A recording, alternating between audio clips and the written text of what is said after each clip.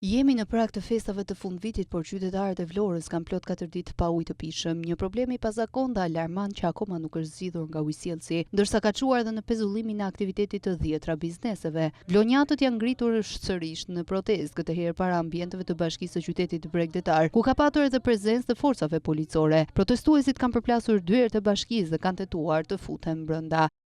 Ka 12 deputet, nuk e asnjë deputet tu që t'jetë me qytetarët ka marrë vota, qoftë të majtë, qoftë të djathtë.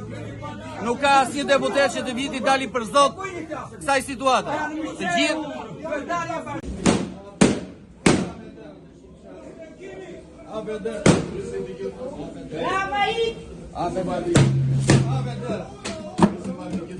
Ndërmarrja e ujësjellës kanalizimeve në Vlorë ka reaguar për avarinë e krijuar, duke theksuar se puna në terren po vijon. Prej mëngjesit qytetarët po furnizohen me autobote, ndërkohë nga ana tjetër kryebashkiake Brunilda Mersini ka refuzuar që të takohet me banorët të cilët nga protesta e kanë telefonuar dhe i kanë kërkuar takim. E para e qytetit të Vlorës u ka mbyllur telefonin duke theksuar se ujësjellsi nuk është në varësi të saj. Nga aty në një pronësim për media ka garantuar se problemi është drejt zgjidhjes. Të dielën qytetarët vërshuan në teatrin e qytetit Petro Marko, ku nuk lejuan zhvillimin e koncertit për shkak të situatës. Artistët u larguan nga skena dhe eventi u anullua. Ndërhyrë edhe policia duke shoqëruar disa persona. Edhe pse është punuar për rikimin e furnizimit me ujë, duket se problemi te tubacioni kryesor është tejet serioz.